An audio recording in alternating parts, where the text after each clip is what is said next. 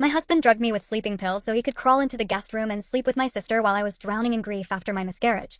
Then he let her wear my perfume, slip into my lingerie, and drink coffee from my mug that said "World Best Wife." I saw the signs, I felt it in my bones, and I still did not explode right away. I stayed quiet on purpose.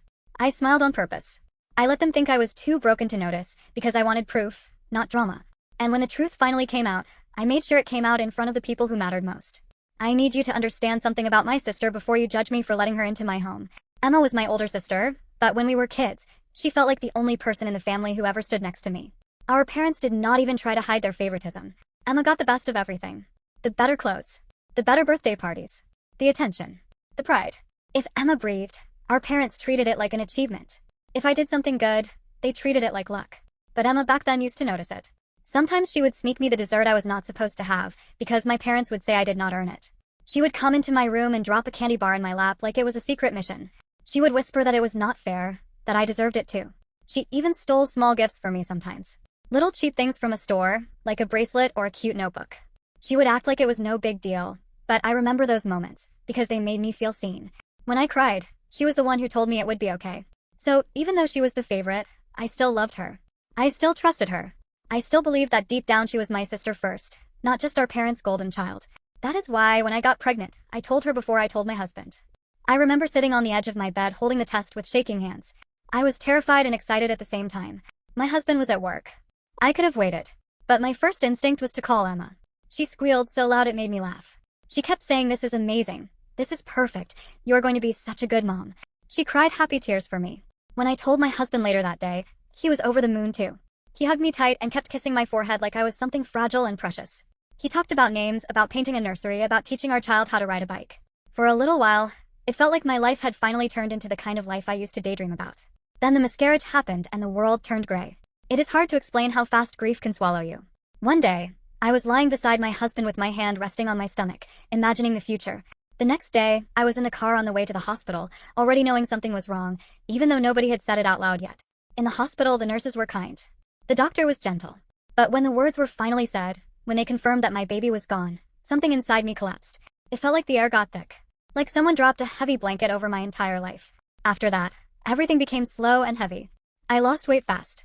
I did not shower for days. I stopped caring about basic things like brushing my teeth. I slept at weird times and stayed awake staring at the ceiling at night. When I did sleep, I had nightmares. I would dream about a baby crying, asking me why I let her die, and I would wake up choking on my own sobs. My husband tried, I will give him that. He brought flowers. He bought chocolate. He rubbed my shoulders. He kept saying we can try again, we can heal, we will be okay. But nothing he did could touch the pain in my chest. Grief is not logical. Grief does not care about flowers. The worst part was the shame. Even though miscarriages happen and doctors say it is not your fault, I still felt like I failed. Like my body betrayed my baby. Like I broke our family before it even had a chance to begin. Whenever my husband tried to hug me, I would gently push him away, not because I hated him, but because I hated myself. I felt unworthy of comfort. And apparently, after a while, my husband got sick of watching me fall apart. I did not realize it at first. I thought he was being supportive. But one day, he came home with a surprise. Emma. I still remember my face lighting up when she walked through the door. I had not realized how lonely I felt until I saw her. She hugged me the way only she could, tight and warm, like she was wrapping me back together. I tried to thank her, but she covered my mouth with her palm and told me not to worry about it. She said family takes care of family. That moment felt like a lifeline. And because I was desperate for anything that felt like safety, I made a decision that seemed smart at the time. I asked Emma to move in with us for a few months. Not forever. Just for 3 or 4 months, until I could breathe again. I told myself it would help me. I told myself it would help my marriage too, because the miscarriage had created this quiet distance between me and my husband. I thought having Emma around would bring light back into the house. Emma practically squealed with excitement. Our parents agreed instantly, because in their minds, Emma could do no wrong. They acted like this was a beautiful sacrifice from their favorite daughter, saving the broken one. So Emma moved in. At first, really did help. Those early weeks were my lowest point, but Emma felt like a cushion between me and the floor. When I wanted to stay in bed all day, she did not lecture me. She just brought me water. She rubbed my back. She told me I was allowed to grieve. My husband also seemed relieved. He did not know how to handle what he called my woman emotions. He was the kind of man who wanted to fix things with simple actions like buying gifts, but grief does not work like that. Emma filled the gaps. On nights when my husband and I used to watch movies together, they would watch a movie together instead, while I stayed in bed in the dark. Emma helped him cook meals.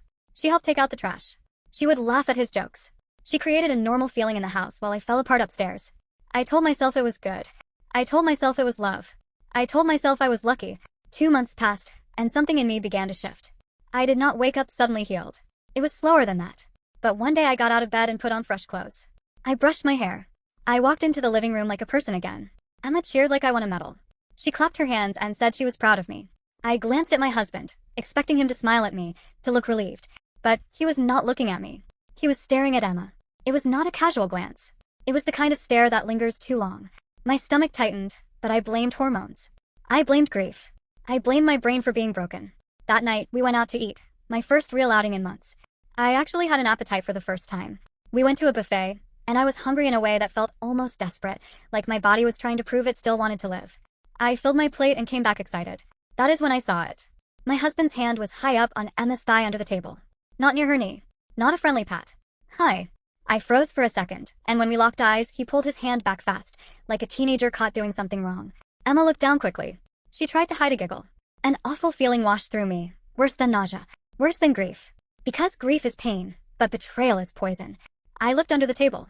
Their feet were tangled, kicking each other softly like they were playing a private game. My chest felt tight. I wanted to flip the table. I wanted to scream. But something else rose up inside me, something colder and sharper. I remembered every time my parents ignored me. Every time people dismissed my feelings. Every time I tried to speak up and got treated like I was being dramatic. In that moment, I made a decision. I would not give them the satisfaction of watching me fall apart. I would not let them deny it. I would not let them twist the story. I would gather proof. I would play the long game. So I swallowed the rage and I smiled. That night, I went to bed early and told them I was exhausted from the buffet. I did not sleep. I lay in bed staring at the ceiling listening.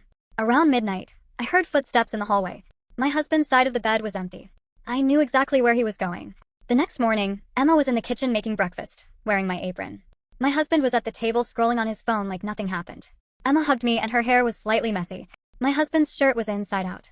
I smiled like a fool on purpose. I asked if they slept well. They both nodded too fast. That was the first day I started documenting.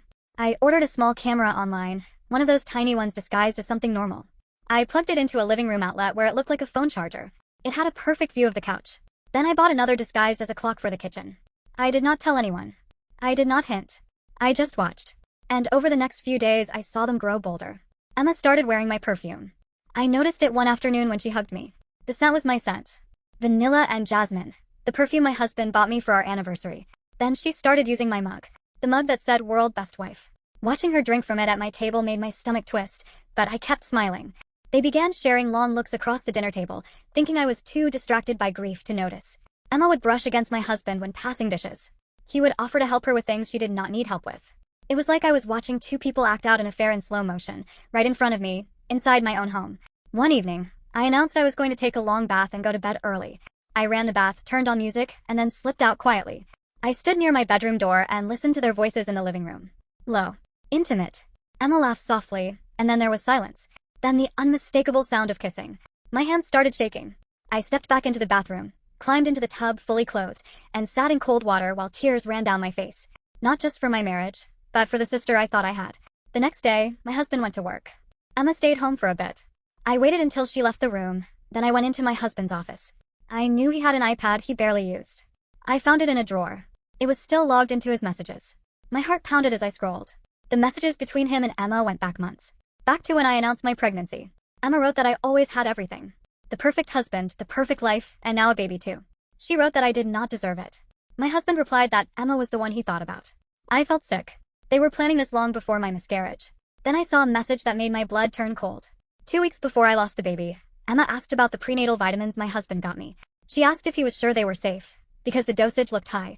My husband replied that the pharmacist said they were fine and told her to stop worrying. I stared at the screen. The prenatal vitamins. The ones my doctor later said I was not supposed to take. The ones that could have contributed to complications. My hands shook as I took photos of every message. Then I put the iPad back exactly where I found it.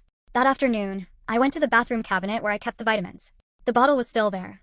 I poured the remaining pills into a small bag and hid them in my purse. Emma came home smiling at 5, talking about her day like we were sisters having a normal life. I listened. I nodded. I acted grateful. When she went to shower, I slipped into her room. Her phone was charging. I knew her passcode because she never changed it. It was our childhood address. I unlocked it and went to her photos. There they were. Pictures of Emma and my husband. Some were taken inside my house while I slept upstairs. Others were worse. In one photo, she wore my red lingerie, the set my husband bought me for Valentine's Day that I thought I lost. I heard the shower turning off and put the phone back. When Emma came out, I was in the kitchen making tea, calm as ever. I offered her a cup. She said sure. And I noticed she was wearing my body lotion too, the expensive one I saved for special days. That night at dinner, I announced I was thinking about visiting our parents for a week. I said I needed a change of scenery, maybe being in my childhood room would help me process. Emma and my husband exchanged a quick glance. My husband said it was a great idea, trying not to sound too eager. Emma said not to worry about them, that they would manage, and that I should focus on healing. I smiled and thanked them. Inside, I was building a trap. The next morning, I drove 3 towns over to a private lab. I paid cash. I gave a fake name. I handed them the vitamins and asked them to test the ingredients and dosage. They said results would take about a week. While I waited, I kept acting like the broken wife. I called my parents loudly while Emma and my husband could hear me, talking about my upcoming visit. I packed slowly, making a big show of being unsure what to bring. Then I did something else. I reached out to Emma's ex-boyfriend, Klaus. They dated for 3 years before she dumped him suddenly. I remembered him as a kind man who looked blindsided when they broke up. I messaged him and said I needed to ask him something important about Emma. He responded within an hour. We met at a coffee shop 2 hours away. I told my husband I was going to therapy. Klaus looked older and tired when he walked in. He ordered black coffee and asked what was going on. I took a breath and told him Emma was living with me and I believed she was sleeping with my husband. His face darkened. He said he was not surprised. That hit me like a slap. He pulled out his phone and showed me screenshots he kept. Messages where Emma bragged to friends about manipulating men. She wrote that Klaus was stupid and thought she loved him, but she liked the apartment and the fact he paid for everything. Klaus said Emma did the same thing to her college roommate. She seduced the roommate's boyfriend and moved into their apartment after the breakup. He said it was a pattern with her. I felt sick, but I also felt confirmed. I asked Klaus for copies. He sent them right away. Before I left, he warned me that Emma was dangerous when cornered. A few days later, the lab results came back. Positive. The vitamins contained 3 times the recommended dose of vitamin A, along with herbs that were not safe in pregnancy. The report stated clearly that long use could lead to pregnancy complications. I sat in my car in the lab parking lot staring at the report. My throat felt tight. I kept thinking about my baby. About the day I lost her. About the gray blanket of grief. Maybe it was not random. Maybe it was not just tragedy. Maybe it was selfish people taking risks they did not care about because they were focused on their affair. I made copies of everything. The lab report. The iPad messages. The screenshots from Klaus. I put one set in a safety deposit box at the bank. I hid another set at a friend's house. And I kept the originals with me. 3 days before my supposed trip to my parents, I set the final pieces. I called my parents and asked them to visit us on Saturday as a surprise. My mother sounded confused because she thought I was coming to them. I said plans changed. I said I wanted them to see how well Emma was taking care of me. I told them not to tell Emma, because I wanted it to be a surprise. My mother agreed instantly, eager to watch Emma shine like always. Then I installed one more camera. This one in my bedroom, hidden inside an air freshener on the dresser. It had a clear view of the bed. Friday night, I put on my final act. At dinner, I told them I was taking sleeping pills prescribed by the doctor to help with nightmares. I said they made me sleepy fast. I watched Emma and my husband exchange a look. Emma offered to make me tea. I thanked her and watched carefully. She stood with her back to me while she added something to the cup. When she handed it to me, I smiled and took a big sip. Then I announced I was going to bed early so I could leave early the next morning. In my bedroom, I poured the tea down the bathroom sink. Then I got into bed fully dressed. I waited. Around 11, my bedroom door opened. I heard my husband whisper that I was out cold and the pills worked fast. I heard Emma whisper back. Then I heard them leave. Through the crack under the door, I saw the light from the hallway as they walked toward the guest room. I waited an hour, then slipped out quietly. I went down to the basement. Earlier, I set up a hiding spot behind old boxes with blankets, water, and my phone. I stayed there. I listened. Above me, my husband and my sister were sleeping together in my house while they thought I was drugged upstairs. The next morning, I heard them laughing and making breakfast. Emma hummed a song she used to hum as a kid, the kind of sound she made when she felt proud of herself. At noon, I heard the front door open. My mother's voice rang out, excited and loud. She shouted surprise and said she wanted to see her girls. There was a crash in the kitchen. I heard Emma panic. My father asked where I was. My husband stammered that I went to visit them. My mother said no because I called her and said I was staying here. That was my moment.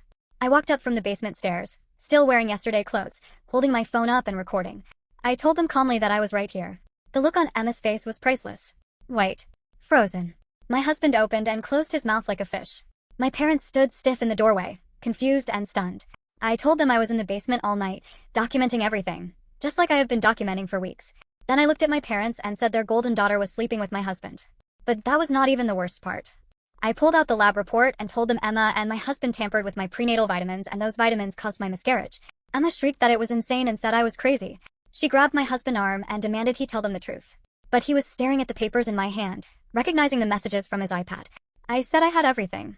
Messages, photos, videos, screenshots from Emma's ex-boyfriend. I even said Klaus sends his regards. My mother sank into a chair.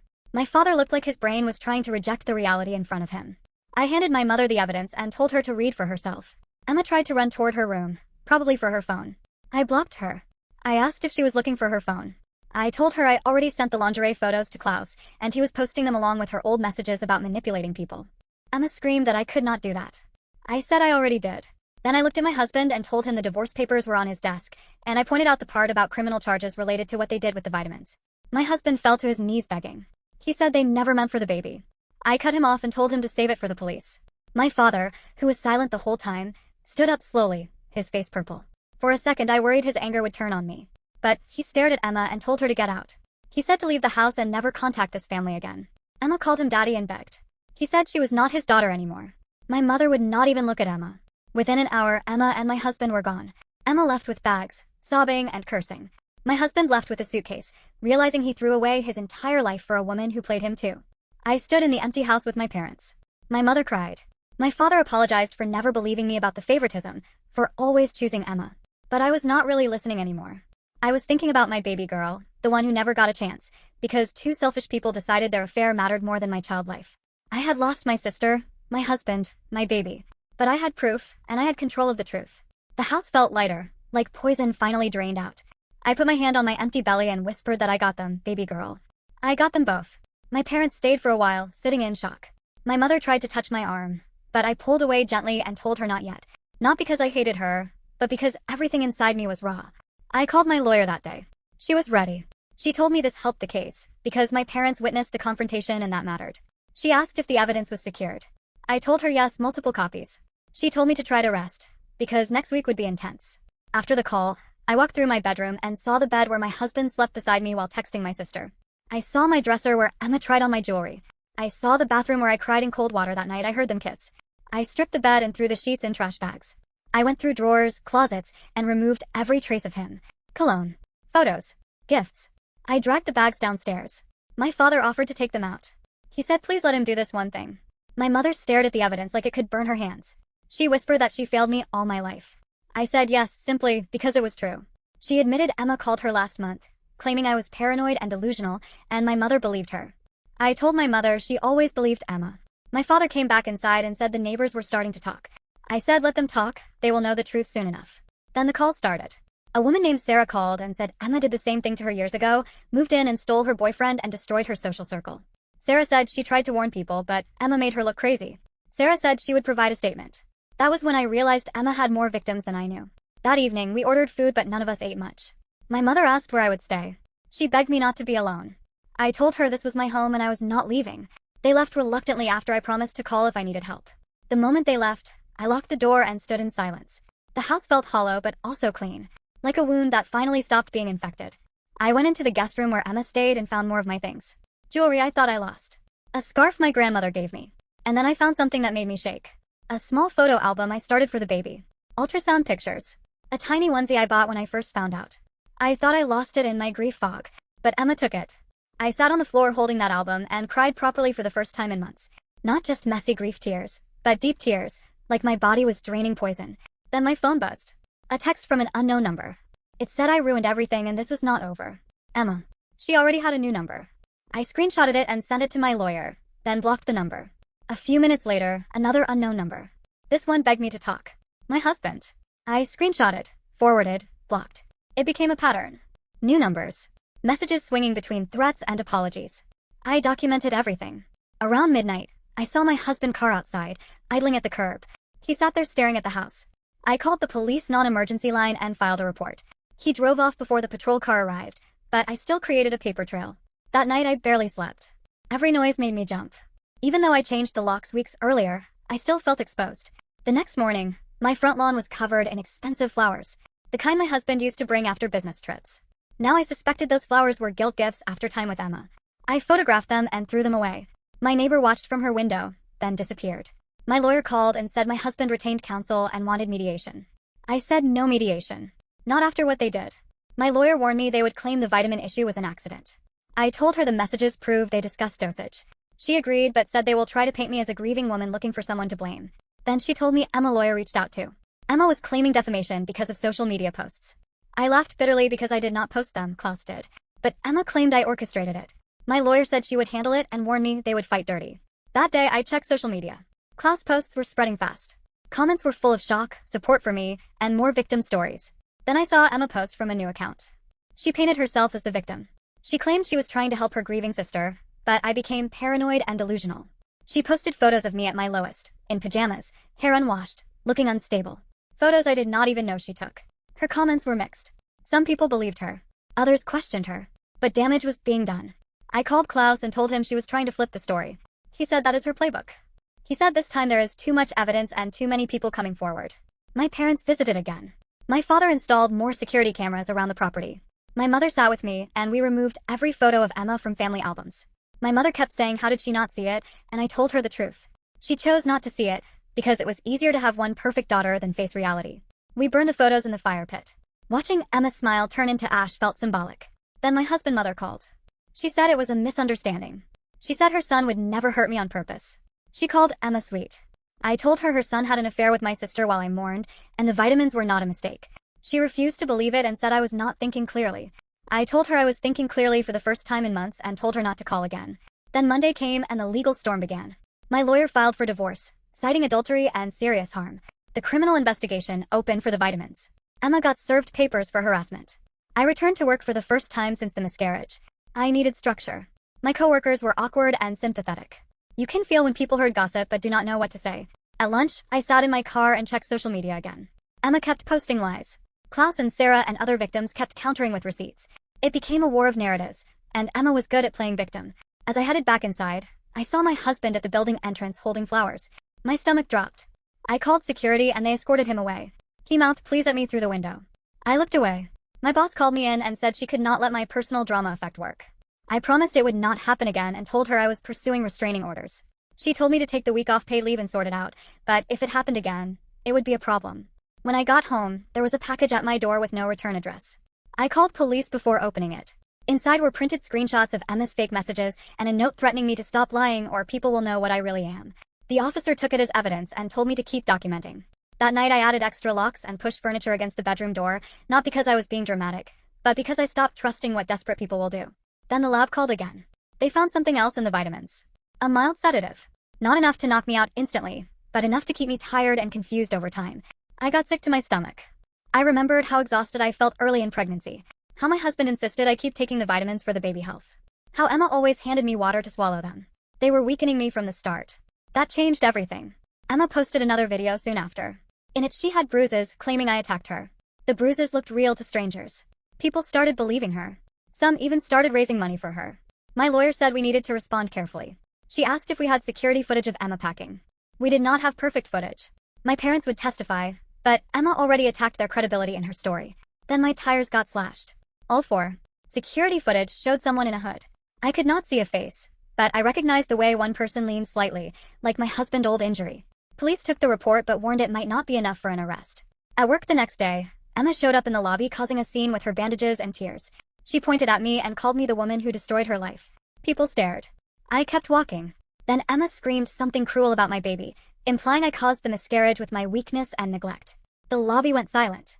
I turned slowly and faced her. I did not scream. I stayed calm. I listed evidence out loud, enough for witnesses to hear. Pharmacy receipts, lab results, messages, statements from victims. Emma's face went pale for a second. Security escorted her out, but her confident mask cracked. My boss told me again to take leave. At home, I found more flowers and another apology note from my husband. I photographed it and added it to my file. Klaus called and said people were debunking Emma's bruises, noticing inconsistencies. He also told me something bigger. He hired a private investigator after Emma broke up with him and found more of her past.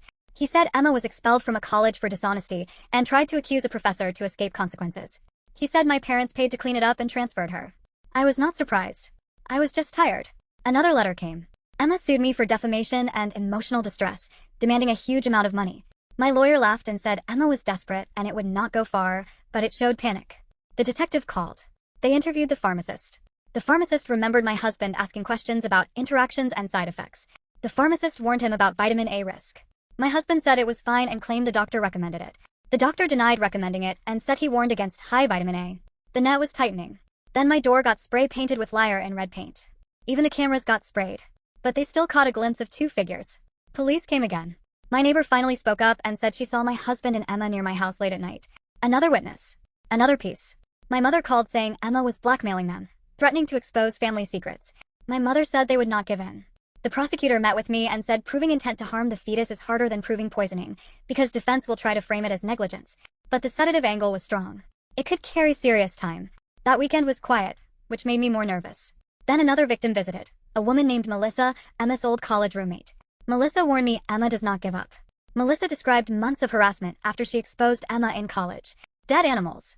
Rumors. Threats. Melissa handed me more documentation. Emails. Texts. A recording of Emma bragging. I started to see Emma as more than a selfish sister. She was a predator. Then Emma called me from an unknown number. Her voice was cold. She said, "Everything I love will burn." I recorded it and sent it to the detective. He said it was a direct threat and they could arrest her. But when police went to find her, she was gone. Then the detective called again. They arrested my husband. He tried to empty our joint accounts. The bank flagged it. He was charged with theft too. One down. But Emma was still out there. That night I stood in the nursery I never finished. The crib still in a box. The walls half painted. It was supposed to be a room full of life. Instead, it was a monument to betrayal. I put my hand on my belly and whispered that I would finish this for my baby. Then the detective called Monday morning. They found Emma at a motel near my parents' area. But she was with a man they did not identify. Minutes later, a delivery arrived at my house. A package. Inside was a USB drive and a note from Emma telling me to watch it before I do something I regret. Police and tech came quickly. We watched the video together. Emma sat in a motel room. Behind her stood a doctor I recognized. The doctor claimed he tampered with the vitamins, not my husband and Emma. He admitted he had an affair with Emma and she convinced him to prescribe dangerous vitamins. He sounded bitter, saying Emma used him. Emma looked calm and said if she goes down, everyone goes down, and my case falls apart when people learn how many were involved. Then Emma called, smug, and told me to drop charges or she will ruin my reputation by claiming I seduced the doctor and begged for meds. I stayed calm and told her there are cameras outside her motel and people have been watching her. The line went dead. Police moved in. Emma and the doctor were taken into custody. But then my lawyer rushed in later with another problem. My husband made bail and gave an interview claiming I knew about the affair and set them up. He claimed I planned revenge and trapped them. He had fabricated emails. It felt like every time I got a win, 2 new fires started. That same day, class arrived at my house with Sarah and 2 more women. One was a forensic accountant. They showed me records. Emma ran the same con for years. Find someone vulnerable. Create a crisis. Play savior. Drain money. Steal life. The forensic accountant said she found 3 other victims with miscarriages or pregnancy complications tied to doctors Emma connected with. My blood ran cold. My baby was not the first. Then class said the private investigator found something else. Emma's real name was not Emma. She was adopted. Her original name was Christina Mills. There were documents showing she was removed from a birth home after poisoning a younger sibling as a child. Psych evaluations described severe traits, a child with no empathy, high manipulation. I sat there shaking. My parents never told me she was adopted. Then my mother texted that my father had a heart attack and they were at the hospital. I raced there. My mother looked small, broken. She admitted they thought they could save Emma, love her enough to fix her, but there were incidents. Pets dying, kids getting hurt. They should have protected me better. My father in the hospital bed whispered he was sorry and told me they kept documents about Emma past. He told me to use them and stop her. As I left, the prosecutor called. Emma made bail. A bondsman paid. She cut off her ankle monitor and vanished. Fear hit me like ice. Emma was free and had nothing left to lose. Klaus and others offered to stay with my parents, and they sent people to my house so I would not be alone. But my brain went into a different mode. If Emma expects me to hide, she will hunt. If I go on offense, I can control the next step. So I drove to Emma's apartment. The building manager said she was not there and gave me a key for 10 minutes. Inside her apartment, I found trophies from victims. My jewelry. My husband watch. Photos with real family members cut out and Emma face inserted. It was a shrine. In the closet, I found boxes of documents and USB drives. And one box made my heart stop. Medical records. Dozens of women. All lost pregnancies. All had similar vitamins prescribed by doctors tied to Emma. News clippings. Social posts from grieving mothers. It was like she collected tragedy like souvenirs. Then I heard footsteps. The door opened slowly. Emma's voice said she knew I would come. She looked different. Hair dyed. New clothes. Already building another identity. I told her it was over. I called her Christina. Her face twitched and she said that person was dead. I said no, she is standing right here. Emma pulled a syringe from her pocket. She said they will find me overdosed in her apartment, depressed woman who could not cope. My body went cold. We struggled. Boxes fell. The syringe rolled under the bed. Emma lunged for it. I grabbed a heavy bookend, shaped like an angel. I did not even have to hit her, because the apartment door burst open. Police flooded in. Klaus stood behind them holding his phone, saying he recorded everything and it was live saved to the cloud. Emma froze. For the first time, I saw fear in her eyes. She hissed that I planned this. I told her I learned from the best and I wrote my own ending. Police cuffed her. She said it is not over, she always gets out. I told her no because this time she is not facing one victim. She is facing all of us. After that, everything blurred.